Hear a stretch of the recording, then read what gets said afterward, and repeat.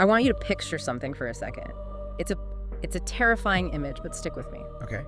Imagine a literal sea of fire. Just destruction, heat, chaos everywhere. And right in the middle of it, sitting completely untouched, is a lotus flower. It's a striking image.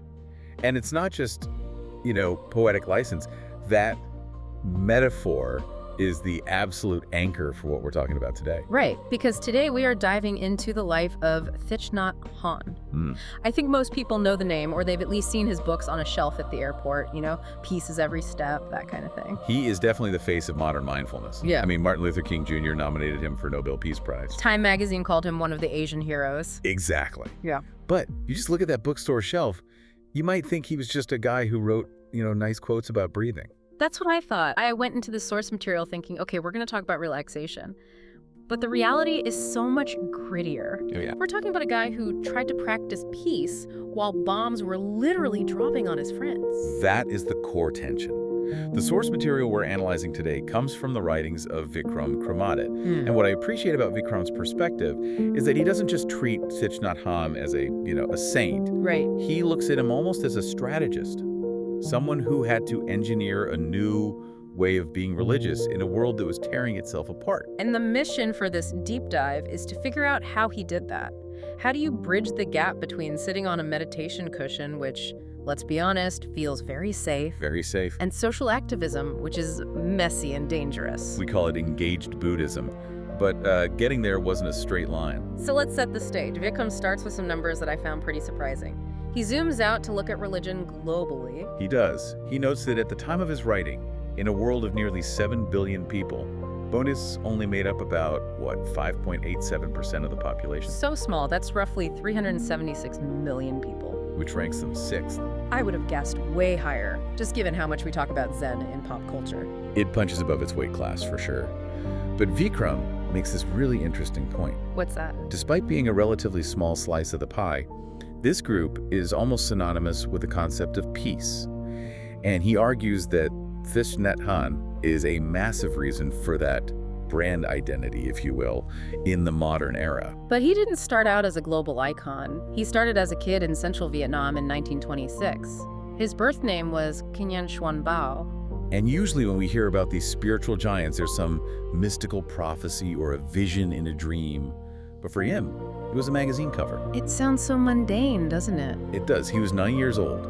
He saw a picture of the Buddha on the cover of a Buddhist magazine. But you have to understand what he was seeing in context. What do you mean? Well, look at his world. Vietnam in the 1930s. Colonial oppression, rising tensions, poverty. The adults around him were stressed. They were unhappy. Right. Their faces carried the weight of survival. So it was a pretty grim environment. Very. And then he sees this image. The Buddha isn't sitting on a golden throne looking down on people. No. He's sitting on the grass. And he's smiling. Just a relaxed guy on the lawn. Exactly. Thich Nhat Hanh said later that he looked so at ease. It was a radical contrast to the tension he saw in every other adult face. That smile was a revelation. It proved that peace was actually possible, even in a difficult world. He wanted to be that. So he chases the smile. He ordains as a novice monk at 16 at the Tuhu Temple. And I assume this is where he learns the, wash the dishes to wash the dishes stuff. That's the foundation. His teacher gave him this small manual on monastic discipline. It wasn't about high philosophy yet. It was, how do you open a door? How do you walk across the courtyard? How to eat rice. Exactly. The goal was sati mindfulness, being 100% present in the mundane. Which sounds lovely, but here's where the story takes a turn that I just did not expect. The source says he almost quit. This is the moment everything could have gone differently. We're moving into the 1940s and 50s now. The war against the French is heating up. The country is divided. And Thich Nhat Hanh is in the temple chanting about compassion. But outside the walls, people are dying. He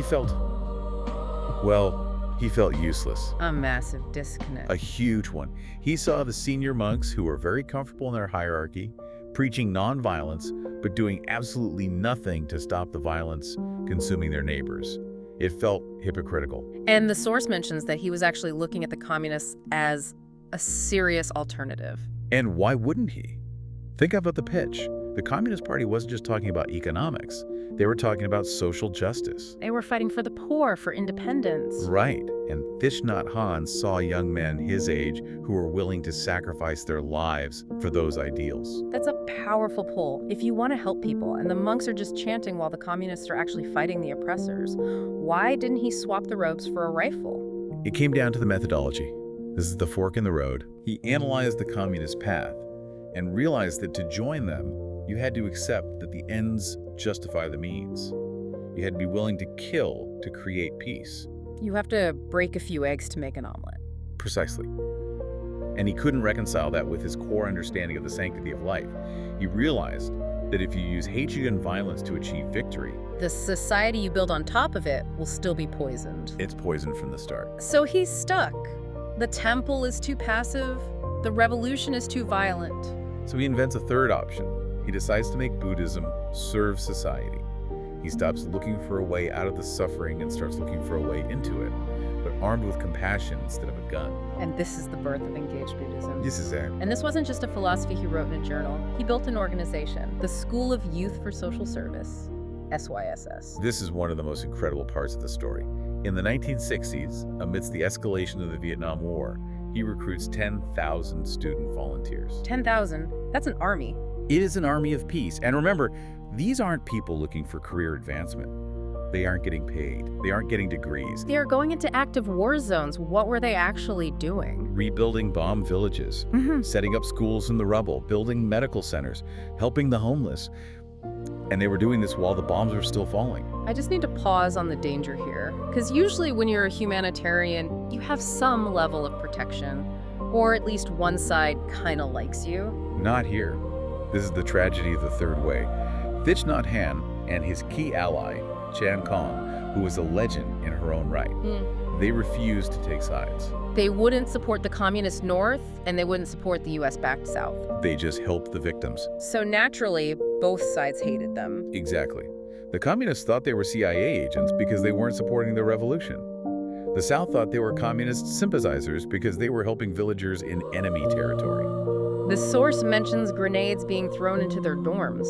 Yes. Students were kidnapped and murdered.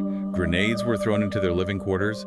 Thich Nhat Hanh saw his friends die for the crime of rebuilding a school. That requires a level of conviction I can barely wrap my head around, to keep helping people who are trying to kill you. And that leads us to the intellectual leap he made. He realized that the war wasn't just on the battlefield. It was in the human heart. And he tried to explain this to the West.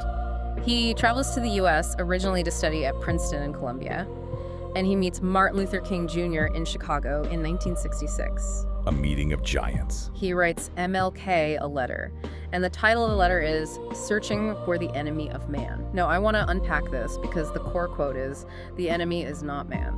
It's his most radical concept. But hold on. If a soldier is pointing a rifle at your village, or a pilot is dropping napalm, how is that man not the enemy? That sounds incredibly naive. It sounds naive until you apply the Buddhist logic of interbeing. Thich Nhat Hanh argued to King that the soldier holding the gun is not the source of the evil. The soldier is a victim too. Yes, the soldier is a victim of an ideology. He is a victim of fear, of fanaticism, of the hatred that has been poured into him. So the real enemy is the hatred itself.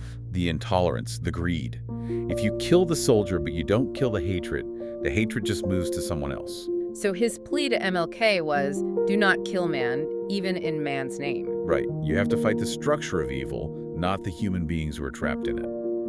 This had a profound impact on King. It gave him the philosophical framework to come out publicly against the Vietnam War. Which he did in his famous Riverside Church speech in 1967. Exactly. That is a massive shift. But while he's in the U.S. convincing MLK, something happens back in Vietnam that shakes the entire world. The burning monk. The Chek Quang Duc.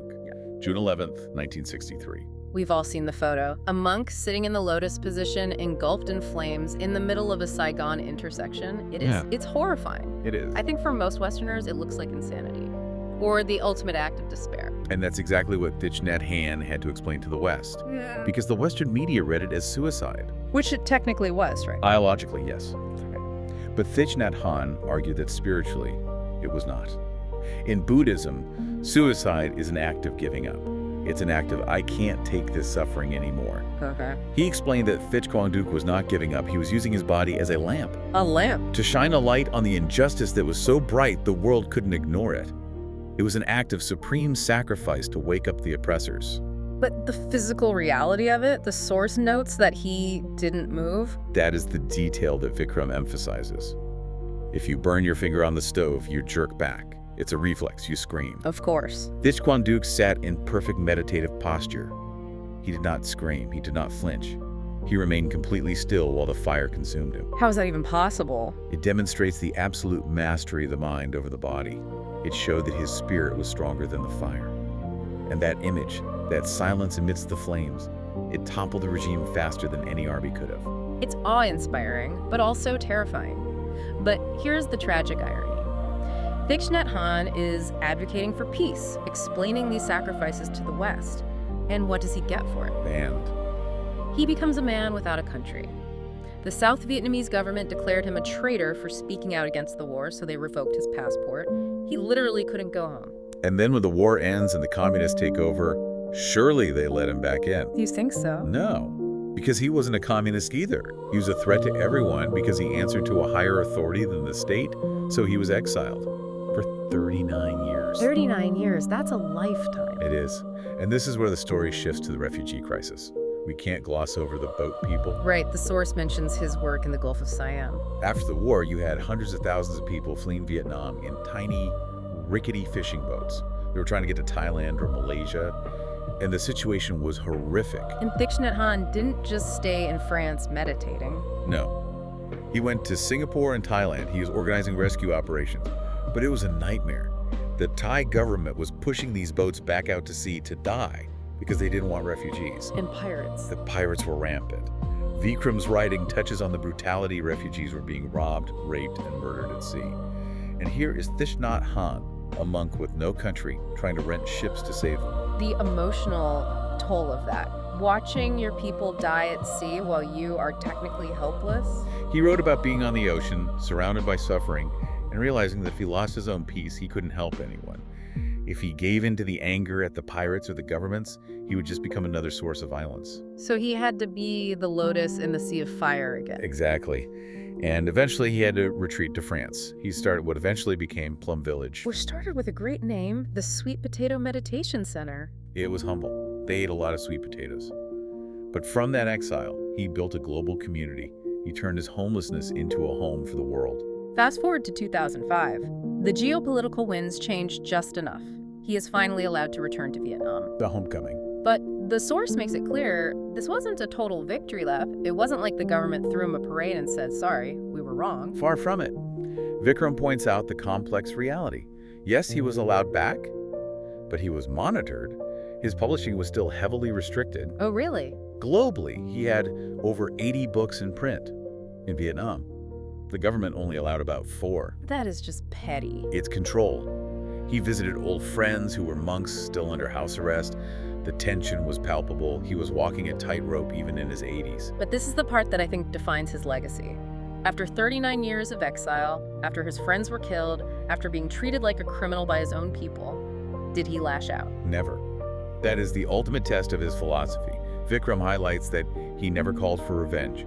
He never spoke with bitterness about the government. He forgave them. He did more than forgive. He understood them. He looked at the communist officials and saw the same thing he told MLK about. Human beings trapped in fear and ideology. He practiced what he preached until the very end. It's one thing to say the enemy is not man in a lecture hall.